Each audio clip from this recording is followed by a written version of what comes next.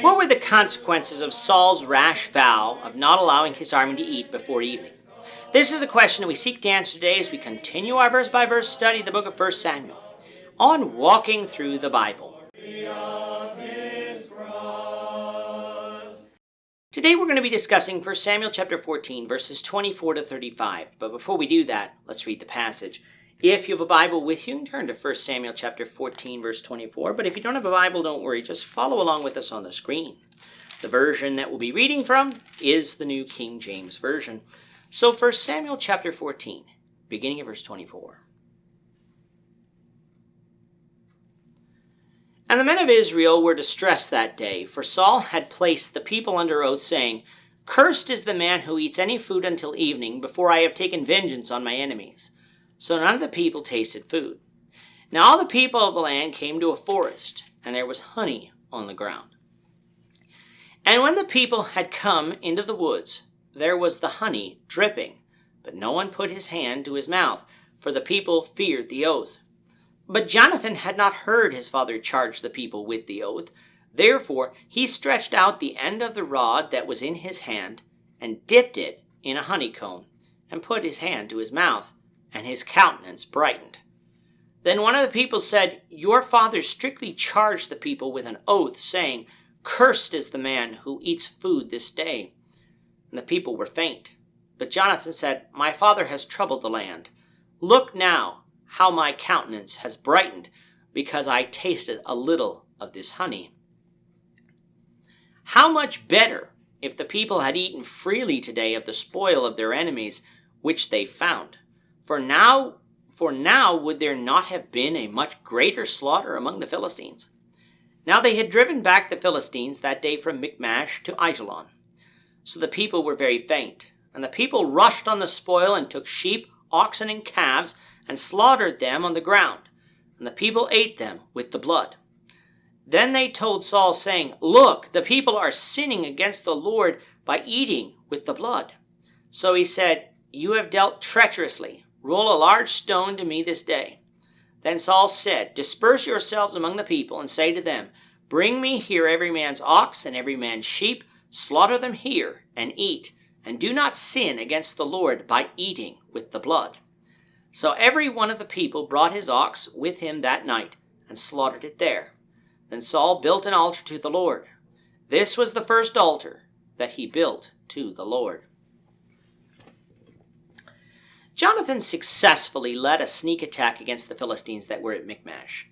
The Lord was with him, so the battle began by simply Jonathan and his armor-bearer killing 20 Philistines in a short distance.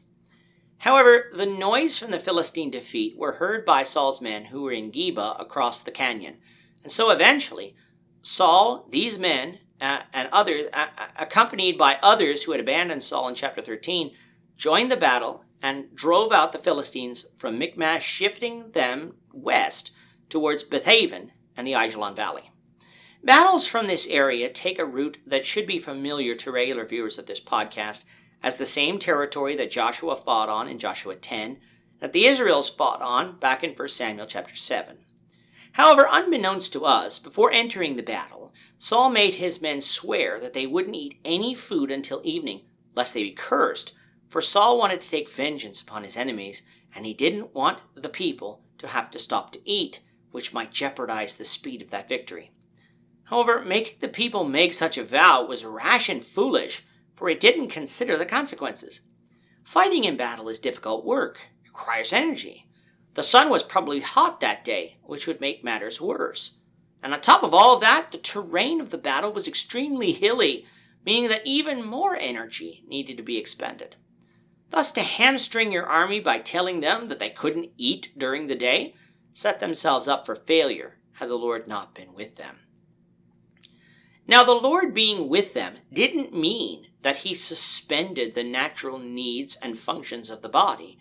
It just meant that the Lord wasn't allowing the Philistines to win. Such is evident later, for when the army had chased the Philistines further west, they came to a woods where there was honey. Nobody ate, even though they were weary because of the vow, but Jonathan never heard the vow, so he ate and was strengthened. When the others told Jonathan what his father had said, Jonathan told the people that his father troubled the land, meaning that he brought disaster to it because of the incompleteness of the victory due to fatigue.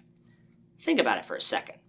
The Lord was with Israel, meaning the Philistines weren't winning, and yet, due to fatigue, it seemed that many more had escaped west than were killed at Michmash.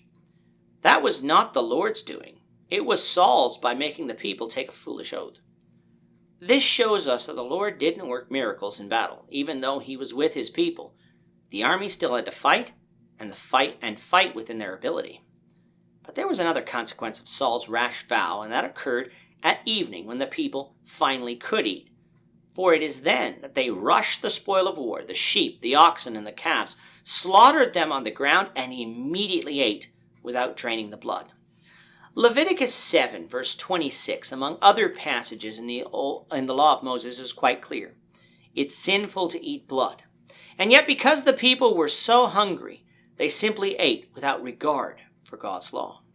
A rash vow had thus led the people to sinning against the Lord by eating blood.